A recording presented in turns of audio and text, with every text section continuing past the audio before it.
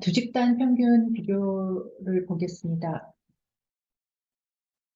이거 그림에서 보여드시듯이 그 네모나게 표시된 것은 범주형 자료이고, 그리고 동그란 거는 연속형 자료를 나타내는데, 지금 환자 대자분 간의 혈압을 비교한다든가 하는 거는 이제 독립적인 T검정이라는 거를 적용하면 됩니다. 그리고 두 군이긴 하지만 그 두 군이 동일한 대상자에서 측정한 것, 그러니까 식이요법 전과 3개월 후에 체중을 비교한다. 그러면 이거는 대응되는 표본에 해당되죠. 동일한 대상자에서 두 번 측정한 거니까 이때 해당되는 분석 방법은 페어드 T검정이라는 것을 사용할 수가 있어요. 그래서 두 군의 평균 비교를 할때 두 군의 평균 비교에 대한 예를 보면은 소량의 아스피린 복용이 혈압에 영향을 미치는지 알아보고자 한다. 대상자를 두 그룹으로 나눠서 첫 번째 그룹의 23명에게는 소량의 아스피린을, 그리고 두 번째 그룹 24명에게는 플라시보를 복용시킨 다음 동맥 혈압을 측정하였다. 그러면 그 아스피린을 먹은 그룹과 또는 플라시보를 먹은 그룹이 다 다른 사람들이죠. 네. 독립적이라는 거야. 인디펜던트. 그래서 그 각각 그룹에서 동맥 혈압을 측정하는 경우에 해당이 되는 거죠. 이거는 애연자가 아닌 7명을 대상으로 일주일간 금연토록 한 후에 한 가지씩의 담배를 피우게 하고 12시간 후와 24시간 후에 타액 코티닌 수치를 측정해서 12시간에서 24시간 동안에 변화가 있었는지 보는 거예요. 그럼 이 설명을 보면 알겠지만 애원가 7명이 그 관심 대상이에요. 그 대상으로부터 12시간의 측정, 24시간의 측정. 그러니까 두 번을 반복 측정한 거에 해당되죠. 그래서 앞에서 그림에서 봤듯이 이거는 페어드 데이터에 해당되고 페어드 T-테스트라는 거를 적용하게 되는 예제입니다. 이걸 한번 볼게요. 교정 치료 예정인 환자 40명을 대상으로 구강 위생 교육을 실시하고 T-테 지수를 측정해서 차이가 있는지 알아보는 연구를 했어요. 그래서 한 군은 전동 칫솔을 사용하게 하고 한 군은 수동 칫솔을 사용하게 해서 원래의 그 목적은 전동 칫솔과 수동 칫솔의 그 치태 지수를 얼마나 감소시키느냐 그 효과를 비교하는 것 같죠? 이 데이터는. 그런데 그 아래 데이터는 두 분의 구강 위생 교육을 시작하기 전 치태지수이며 이 두 분 간의 차이는 없어야 된다. 실제로 두 집단 간의 치태지수 차이가 없는가라는 걸 보자는 건데 그 데이터를 이런 식으로 코딩은 잘 하지 않는데 이게 예제로 이제 이런 타입으로 들어가 있어요. 대부분 타입과 치태지수는 세로로 컬럼을 차지하고 들어가게 되는데 이런 가로로 그냥 이렇게 이런 식으로 정리가 되어 있는 데이터입니다. 타입 1은 뭐 수동 칫솔을 사용하는 1, 2가 사실은 어떤 칫솔을 사용했는지는 알 수가 없어요. 1은 전동 칫솔, 뭐 2는 수동 칫솔을 사용할 군이라고 본다면 이거는 이런 두 칫솔의 종류를 비교하기 이전 단계인 거예요. 이전에 두 군에 속한 대상자들의 치태 지수가 동일해야 되는 거예요. 그래야만 그 이후에 전동 칫솔을 사용했건 수용 칫솔을 사용했건 그 칫솔의 종류에 따른 효과 차이가 명백해지죠. 아니면은 그 전 단계에 두 군을 나눴을 때 두 군에서의 치태 지수가 다르다면은 그것의 영향에 의해서 칫솔 종류에 의한 차이가 아니라 또 워낙 그 전 단계에 할당됐을 때 이미 차이가 있는 그룹이었다라고 볼 수가 있잖아요. 그래서 여기에서는 그런 칫솔을 사용하기 전에, 그러니까 구강위생 교육을 시작하기 전에 두 그룹에서의 치태 지수가 동일한지, 그러니까 베이스라인이 같은지를 보는 거죠. 그걸 확인해 보자 하는 문제죠. 그래서 치태 지수는 뭐 0부터 5 사이의 값이라는 거, 이런 특성을 이렇게 해석하면 된다라는 값이 있어요. 그러니까 데이터는 이런 식으로 들어가는 게 이제 분석하기에 편하죠. 타입이라는 거는 1은 수동 칫솔, 2는 전동 칫솔이에요. 그래서 SPSS에서 이제 입력을 할 때 로 데이터는 보통 우리가 1, 2 수치로 다 기록을 하죠. 그런데 1이 뭐고 2가 뭘 의미하는지는 그러니까 베리어블 뷰에서 변수의 설명을 하는 항목에서 해놓아야 되는 거예요. 그래서 1이라는 거는 수동 칫솔으로 코딩을 했고 2는 전동 칫솔을 의미한다. 이렇게 해서 우리가 뉴메릭으로 봤을 때 캐릭터로 봤을 때 뉴메릭으로 보면 1, 2로 값이 나오지만 캐릭터로 보면 수동 칫솔, 전동 칫솔로 나오게 되죠. 그래서 요렇게 데이터가 된 걸 가지고 두 군간에 차이가 있는지를 봐야 된다는 거예요. 이거는 이제 독립적인 T 검정에 해당이 되게 되는데 이때 가설은 규모 가설은 M1 equal M2라고 났습니다. 그래서 M1이라는 거는 구강위생교육전 두 그룹의 치태지수가 같다라고 놓는데 M1은 수동칫솔을 사용한 그룹의 치태지수, M2라는 거는 전동칫솔을 사용한 그룹의 치태지수 평균을 나타내는 거예요. 그러니까 평균을 비교하는 거거든요. 그런데 대립가설은 그렇지 않다라고 놓는 거죠. 이때 검정 통계량이 되는 거는 통계적 추론을 설명하는 부분에서도 이 얘기가 있었는데 검정 통계량이라는 것은 결국은 가장 검정 통계량을 이루는 중요한 값은 두 집단에서의 평균 차예요. 그래서 분모에 해당하는 것은 수동 칫솔을 사용한 그룹의 치태지수 평균과 전동 칫솔을 사용한 그룹에서의 치태지수 평균이 분자가 되고 분모에 들어가는 것은 디스퍼전이 들어가는 거예요. 디스퍼전이라는 건 산포도인데 두 집단이 있잖아요. 그러니까 두 집단이 갖는 산포도를 풀링한 값. 그래서 풀드 스탠다드 데비에이션과 그러니까 루트를 쓰고 이 안에 들어가는 값은 N1, N2라는 거는 수동 칫솔을 사용한 집단의 대상자 수. 이건 전동 칫솔을 사용한 집단의 대상자 수. 그래서 N1분의 1 더하기 N2분의 1에서 풀드 스탠다드 데비에이션을 이용해서 디스퍼전을 생성한 값이 분모에 들어가게 돼요. 이것이 결국은 두 집단 간의 평균차 비교를 할 때의 검정 통계량이 됩니다. 그렇다면 이 검정 통계량을 우리가 T라고 했다는 얘기는 이거는 T분포로부터 P를 계산하겠구나. 이제 이런 걸 알 수가 있는데 T분포를 이용한다는 건 데이터 사이즈가 크지 않은데 정규분포의 형태가 점점 납작해지는 형태라고 얘기를 했어요. 그러면 이제 T라는 값이 크면 클수록 기강력에 들어갈 가능성이 커지게 되는 거죠. 기강력에 들어간다는 거는 귀무가설이 틀렸고 대립가설이 맞았다. 귀무가설이 틀렸다는 거는 구강위생교육전 두 그룹의 치태지수는 다르다라고 할 거예요. 다르다면 사실 그 다음에 바로 진행할 수가 없는 거죠. 그럼 칫솔 종류에 따른 효과를 공평하게 볼 수가 없으니까. 근데 이제 그것이 사실은 귀무가설이 맞았다라고 돼야 이건 다음 연구가 진행되게 되겠죠. 그래서 이런 T 통계량에 영향을 주는 것은 두 집단 간의 평균의 차이가 크면 클수록 T는 커지게 돼요. 또 하나는 분모가 작아지면 되겠죠. T가 커지려면 분모가 작아지려면 디스퍼전이 작아진다든가, 그죠? 그러니까 표준 편차가 작아야 돼. 각 집단의 표준 편차. 또 하나는 뭐가 있을까? 이거 작아지려면 이 분모가 커지면 되겠죠. 분모는 뭐냐? 각 집단의 대상자 수야. 대상자 수가 커지면 커질수록 이 값은 작아지게 되겠죠. 이게 작아지면 분모가 작아지니까 전체 검정 통계량은 커지게 돼요. 그래서 대상자 수와 검정 통계량 계산에서 나오는 검정 통계량은 이런 관계가 있어요. 그래서 우리가 임상 연구를 할 때 꼭 대상자 수를 구하는 게 중요한 부분이 되는 거죠.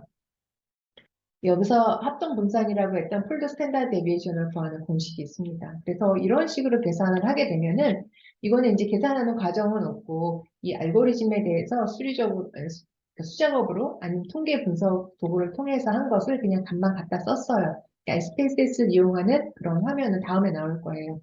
그래서 검정 통계량을 구한 값이 마이너스 0.647이라는 값이 나왔다. 그럼 이 값을 가지고 내가 어떻게 결론을 내릴 것인가? 그럼 이건 T 분포의 모양이라고 가정을 해보겠어요.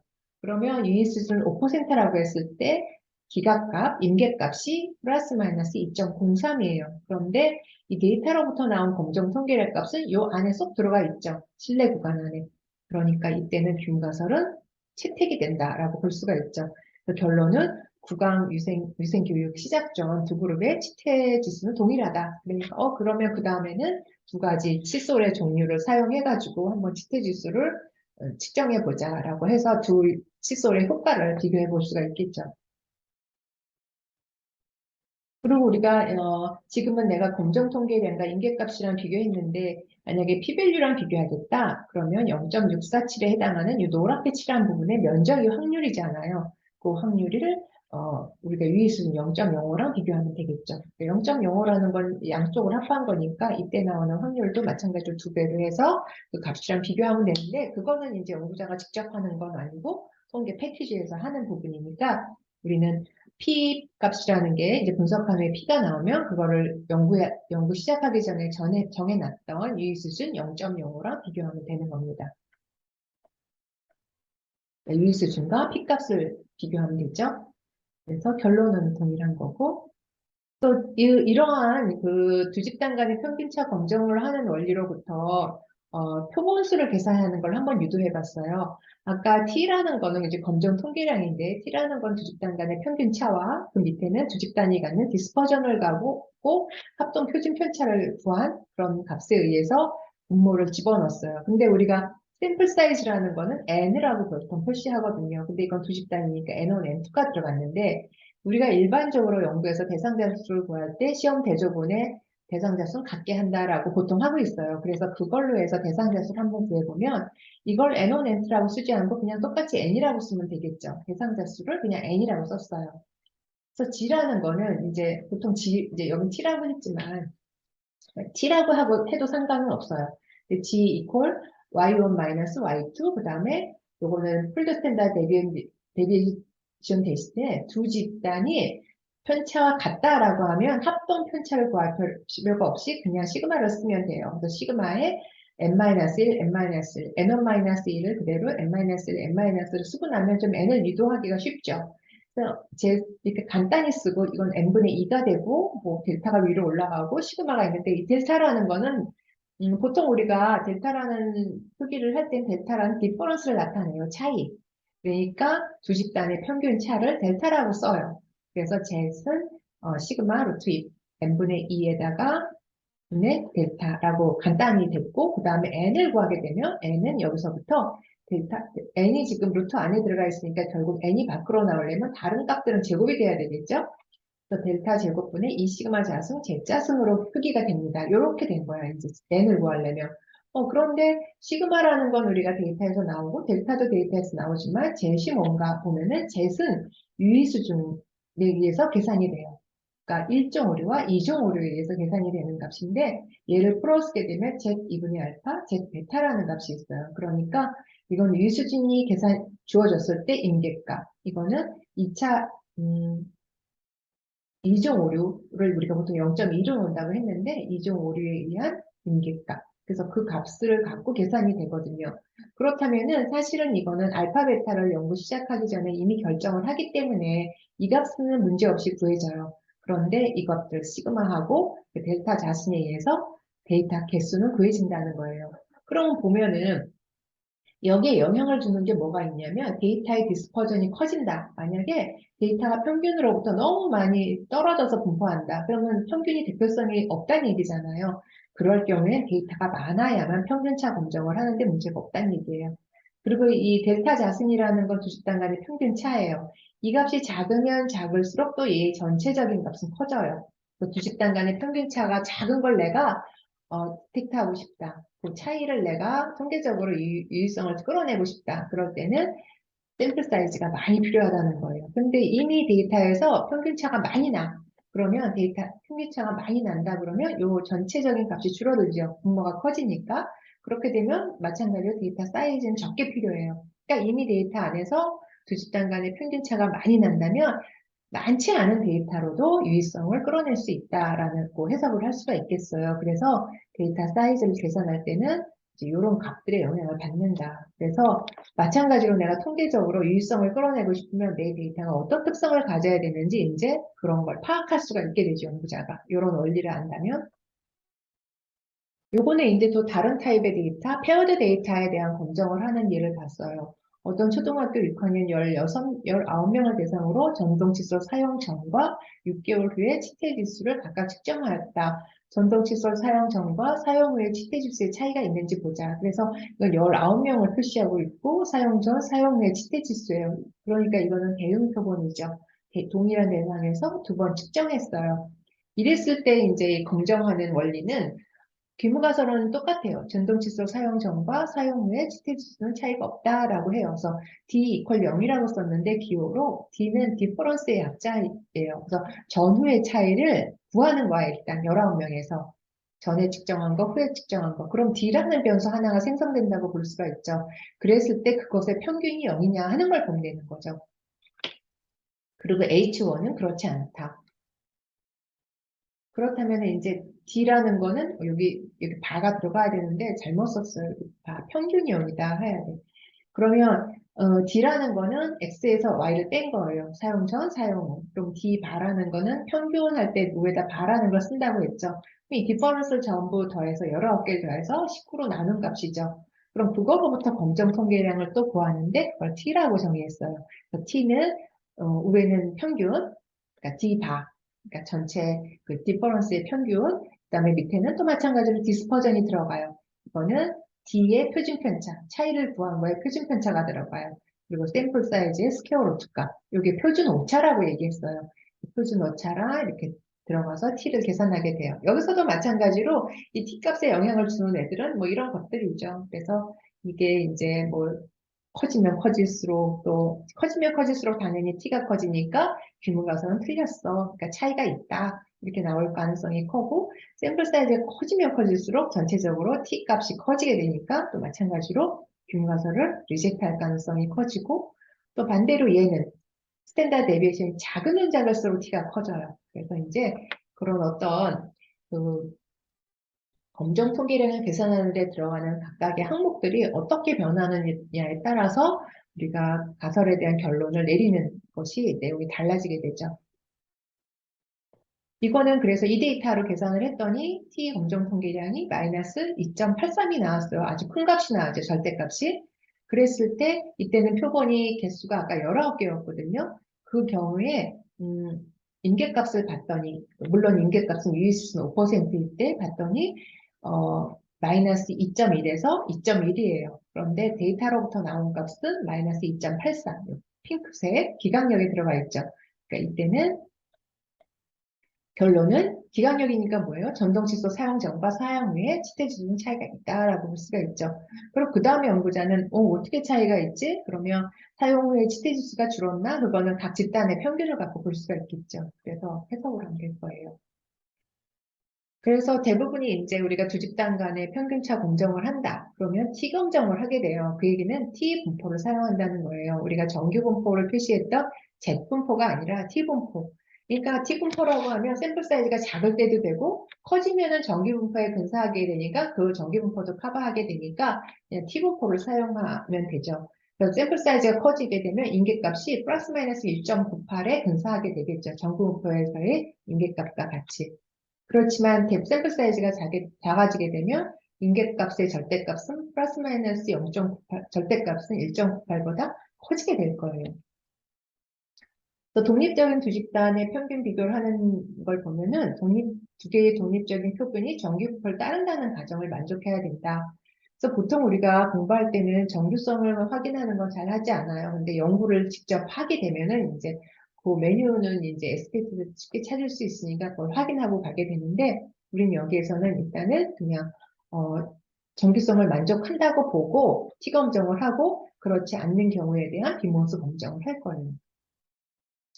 그리고 두 집단의 모분상이 동일한지 여부를 검정하는 실시한다. 뭐 생각해야 될 게 많죠. 두 집단이 다 정규 분포여야 된다. 두 집단의 분산이 같아야 된다. 사실은 분산이 다르다고 해서 아직 안 되진 않아요. 분산이 다른 경우에는 T 검정 통계량을 구하는 공식이 조금 달라질 뿐이에요. 그래서 SPS에서는 두 집단의 분산을 검정을 해줘요. 동일한지. 그래서 동일한 경우, 동일하지 않은 경우에 대해서 분석한 결과를 주는 시범 검증을 한 결과.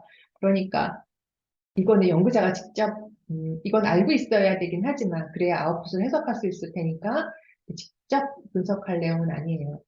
그리고 표본수가 작을 때 일반적으로 T 검정을 한다. 근데 T 검정은 정기성 가정에 대해서 조금 안정적이다 그랬어요. 그래서 대부분 표본이 작을 때도 T 검정을 하긴 하는데 요즘은 조금 이런데 예민해요. 그래서 꼭 정기성을 검정하고 그냥 가정에 뭐 로버스트 하다곤 하지만 정기성 검정을 꼭 하고 하는 걸 추천해요. 이제 여기서부터는 실제로 SPSS를 이용해서 분석을 할 거예요. 갑상선 기능 저하 증상이 가벼운 집단과 뚜렷한 증상을 보이는 집단에서 타이렉신 수치가 차이가 있는지 알고자 한다. 그래서 첫 번째 컬럼은 타이록신 수치를 나타내고 두 번째는 심пт을 나타내요. 1이라고 표기된 거는 가벼운 증상, 그러니까 갑상선 기능 저하 기능이 증상이 가벼운 집단, 이거는 뚜렷한 집단. 근데 이거 수치로만 보고 탐색을 해봐도 갑상선 기능 저하 증상이 가벼운 집단에서는 탄력성 수치가 높죠? 근데 그렇지 않은 집단에서는 탄력성 수치가 낮아요. 그러니까 상태가 안 좋아지면 탄력성 수치가 낮아지는구나 하는 걸 좀 검색해서 알 수가 있겠죠? 그래서 이거를 분석하는 방법은 지금 데이터가 입력된 형태를 보면 알겠지만 SPS에서 두 집단 간의 평균차 비교를 하려면 변수가 하나의 컬럼에 들어가야 되고 집단을 나타내는 변수가 또 하나의 컬럼에 들어가야 되는구나, 각각 들어가야 되는구나 하는 걸 알 수가 있죠.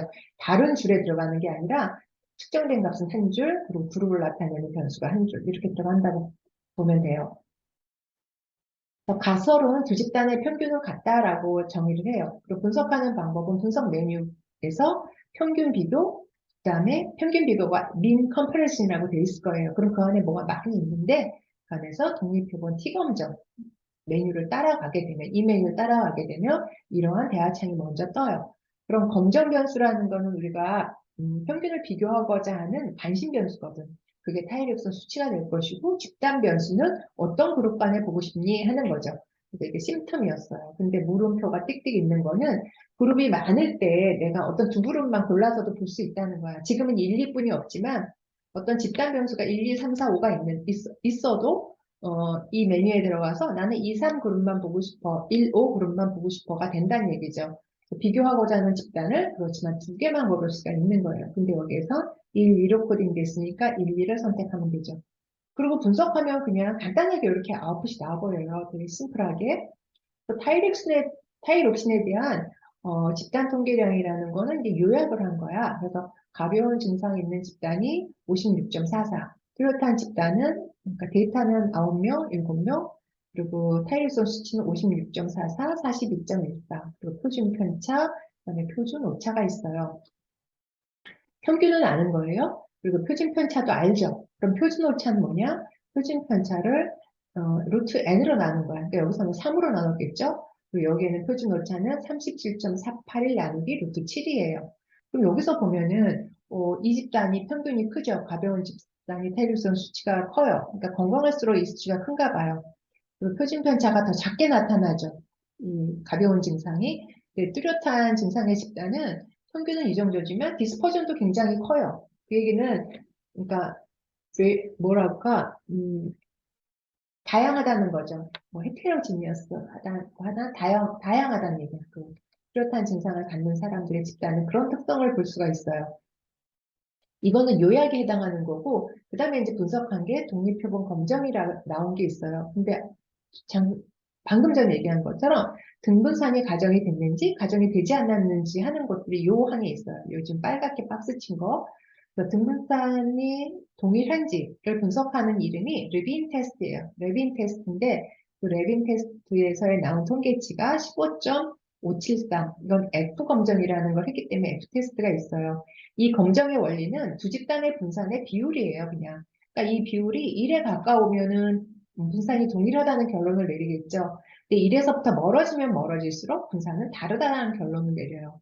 근데 여기서는 지금 보면은 분산에 대한 비율을 봤더니 15.573이야. 그러니까 굉장히 밸런스가 안 맞죠. 크다는 얘기죠. 그랬더니 거기에 해당하는 유의성이 나타나는데 유의성이 0.001이야. 이때 가정은 분산은 동일하다라는 건데 분산이 P가 0.001이 나오니까 분산은 동일하지 않다라는 결론을 내리게 돼요. 이 테이블에서. 그래서 결론은 가벼운 그룹에서의 분산과 증상이 뚜렷한 그룹과 분산은 다르다라는 결론을 내려요. 일단은 여기서 분산에 대한 검정을 먼저 보고 그럼 분산이 다르면은 등분산이 가정된 경우와 그렇지 않은 경우에 대한 결과가 두 줄로 나타나 있거든요. 그럼 밑에 줄로 쭉 가면 여기가 이제 우리가 해석해야 될 부분이에요. 두 집단 간에 T 검정을 한 결과. T 검정을 했을 때 통계량이 0.975가 957이 나와요. 되게 작죠. 그거에 대한 T값 확률이 0.369 굉장히 크게 나오죠. 이걸 갖고 우리가 이제 두 집단 간의 타이립성 수치에 대한 결론을 내릴 수가 있어요. 이거를 보면은 먼저 이거는 분산에 대한 검정을 한 거예요. 분산이라는 거는 아까 얘기한 것처럼 두 집단의 분산의 비율을 갖고 한다고 했어요.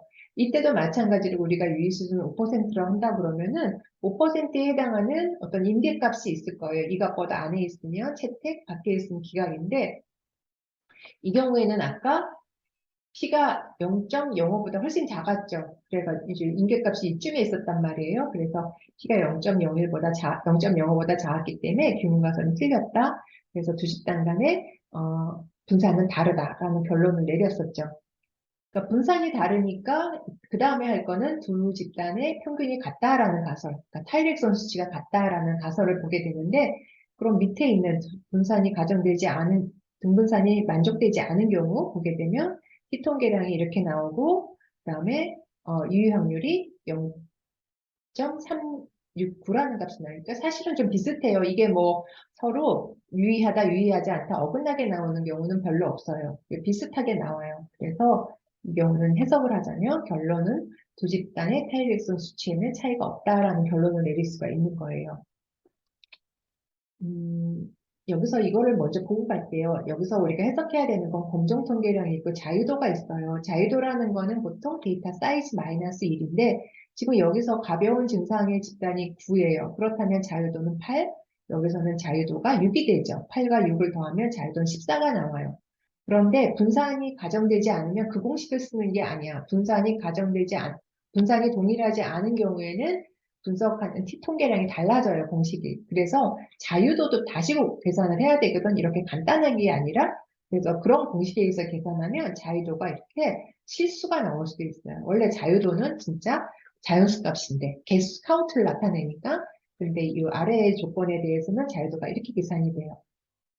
그런 것에 의미를 혹시 가질까 해서 그런 걸 얘기해주고, 평균차는 뭐 그렇게 나오고, 차이의 표준 오차 구했고, 표준 오차는 샘플 사이즈 영향을 받으니까 이렇게 나타나고, 그 다음에 차이에 대한 신뢰 구간이 마이너스 14에서 43.255 뭐 이런 식으로 나오게 돼요. 그러니까 0을 포함하니까, 그러니까 두 집단 간에 차이가 없다라는 결론을 나오게 되죠.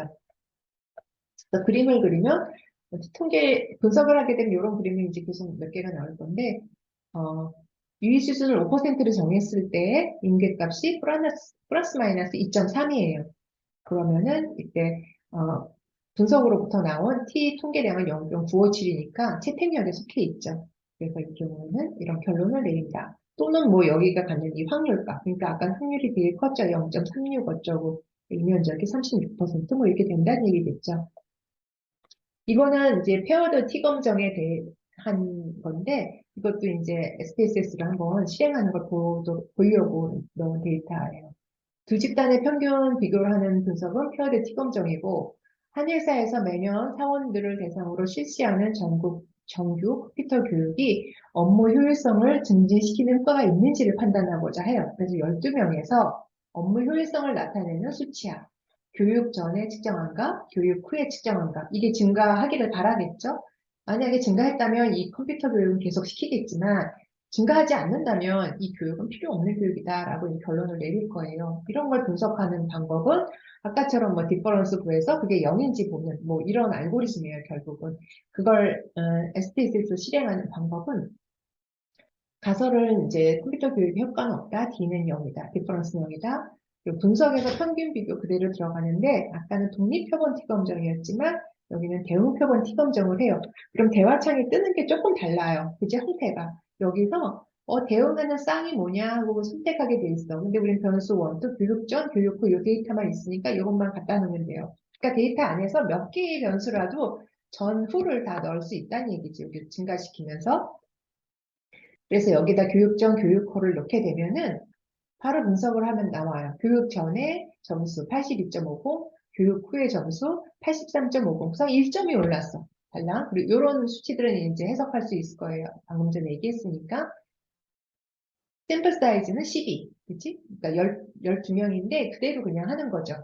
12명이 대응되는 거니까 12명, 12명이 아니라 12명에서 교육 전, 교육 후. 그리고 그 다음에는 차이를 본 거예요. 교육 후에. 아니, 교육 전과 교육 후에 상관계수를 봤어요. 그랬더니 0.871. 상관계수도 우리가 앞으로 공부할 건데 여기 나온 거예요. 그러니까 상관계수는 마이너스 1에서 1 사이인데 1이면은 뭐 완전히 상관관계가 굉장히 큰 거죠. 근데 이거는 이제 산점도를 그린다고 할 때 이렇게 됐다는 얘기야. 그러니까 교육 전과 교육 후 점수가 양의 상관관계 y = x 정도의 그런 그래프의 형태로 분포가 되어 있다는 얘기예요. 지금은 여기선 이건 안 할 거니까 대응법은 검증한 결과만 볼게요. 교육 전과 교육 후의 차이를 봤더니 그 차이를 12명에 대해서 다 계산했겠죠. 12개의 디퍼런스가 계산됐는데 그것의 평균을 봤더니 마이너스 1.0이야. 표준 편차는 4.0, 표준 오차는 4.0 나누기 얼마랄까요? 루트 11을 하겠지. 그치? 그래서 나오는 값이 이제 표준 오차예요. 그리고 이 디퍼런스에 대한 상한값, 하한값을 봤더니 마이너스 3.5에서 1.54야. 그러면 디퍼런스가 0인 값이 여기 포함되죠. 그럼 이거는 여기까지 유의확률까지 안 가도 이거 디퍼런스가 0이 여기 포함되니까 95% 신뢰 구간 안에 포함되니까 이거 맞았네 이렇게 되는 거죠. 이건 D가 0이라는 것이 가설인데 이 가설에서 지정한 값이 이 안에 속한단 말이에요. 95% 신뢰 구간 안에. 그러니까 이거는 가설이 맞았다 이렇게 되는데 뒤에까지 가서 보면 긍정 통계량이 마이너스 0.866, 자유도는 11. 그러니까 여기서 n이 10이니까 샘플 사이즈가 10이니까 마이너스 1한 자유도는 11. 그리고 요 검정 통계량에 해당하는 유의 확률이 0.405. 굉장히 크죠. 유의수는 0.05로 놓고 봤을 때 그때는 결론 컴퓨터 교육의 효과는 없다라는 결론을 내릴 수가 있는 거죠. 이것도 그림으로 한번 보면은 이렇게 되죠. 유의수는 5%로 했을 때 마이너스 2.20, 플러스 마이너스 2.20인데 검정 통계량이 마이너스 0.866 나오니까 채택령 안에 들어가니까 결론을 이렇게 나타난다. 볼 수가 있죠. 그래서 사실은 T검정은 SPS 할 수, 아니, T검정의 종류는 이 두 그룹 간의 비교가 독립적인 그룹이냐, 아니면, 페어드된 데이터냐, 그것만 확실하면은, 인디펜던트 T검정을 하든, 페어드 T검정을 하게 되든 선택해서 하게 되는 거예요. 그래서 T검정은 이렇게 간단하게 끝나고, 만약에 이거를 여러분들이 다른 데서도 하고 싶다. 이제, R을 이용하려는 사람들도 좀 있긴 하니까, 그럴 때는 이제 이거를 사용하면 좋을 것 같다는 생각이 들어요. 다른 프로그램들도, 그렇게 되면 SPSS로 할 수 없는 다른 것들도 할 수 있게 되는 장점이 있긴 합니다.